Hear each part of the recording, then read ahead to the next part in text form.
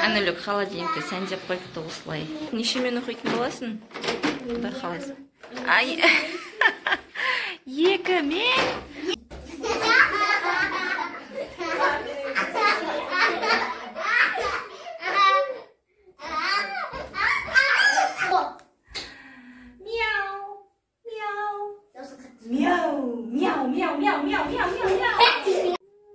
Сәлем, біздің каналға қош келдіңіздер. Бізге тіркеліп, қолдап кетуді ұмытпаңыздар.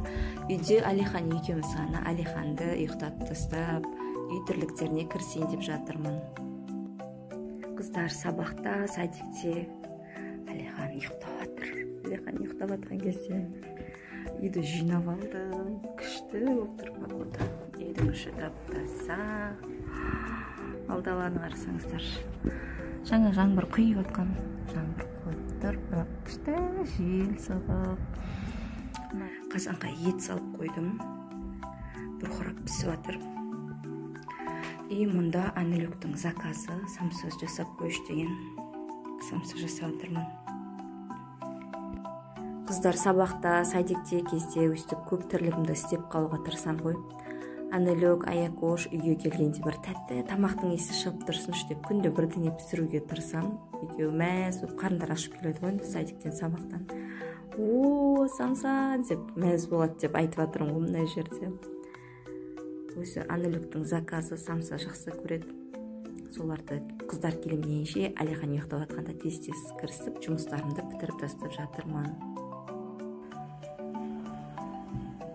Осылай противенге сыймай қалған самсаларды морозильникке қатырып қоям.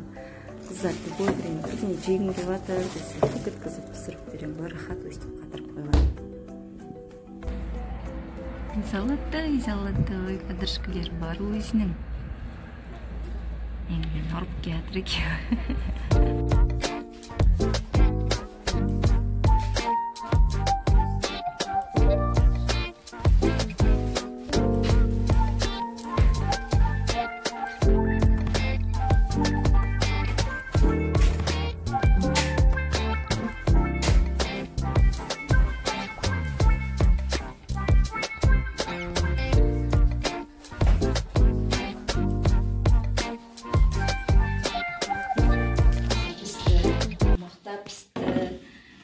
Бұл пісті самсан.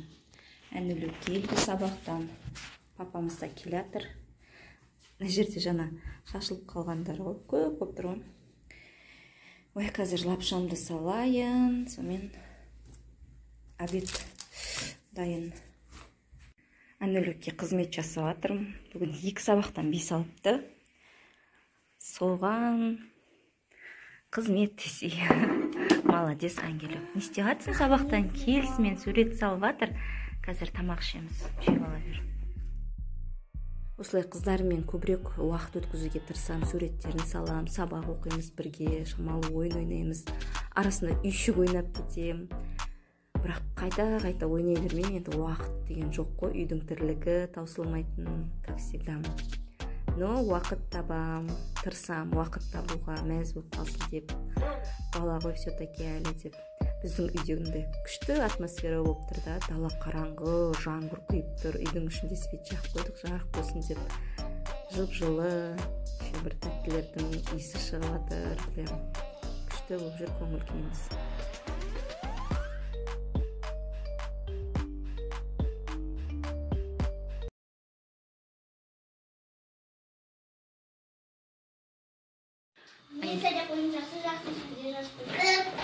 Анелік холодильникті сән деп қойыпты осылай.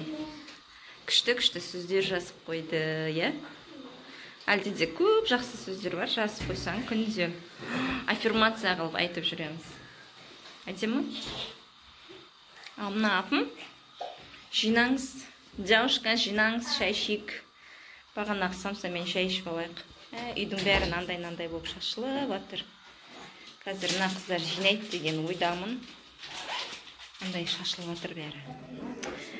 Киім кию басталды. Мына апалы сіңілі де таласып, ашуланып тұр, мен киімімді киді деп. Саған қызық па, тәтенің киімін киген? Иә. Кие тұршы мен. Кәні мына жерге кел. Кәні маған қарашы.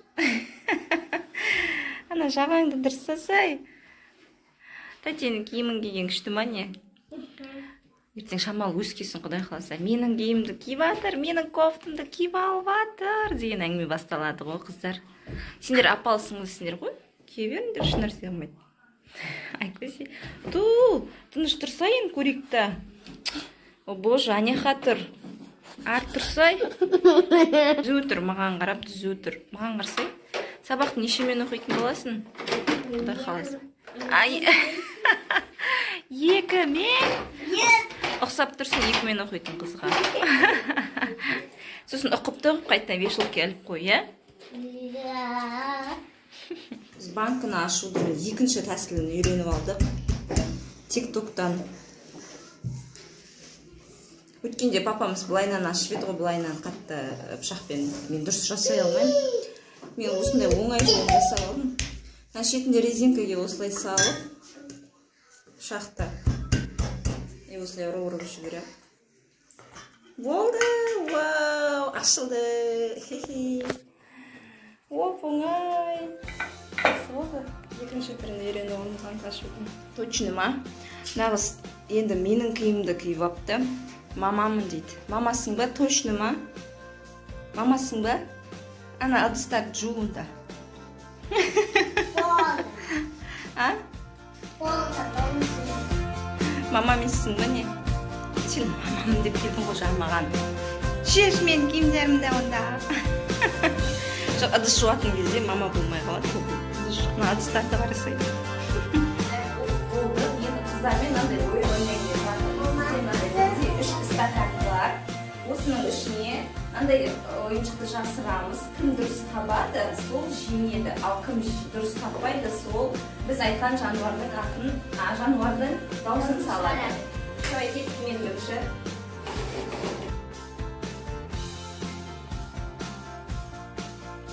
Қайсысында? Дұрыс тапты, давай сен.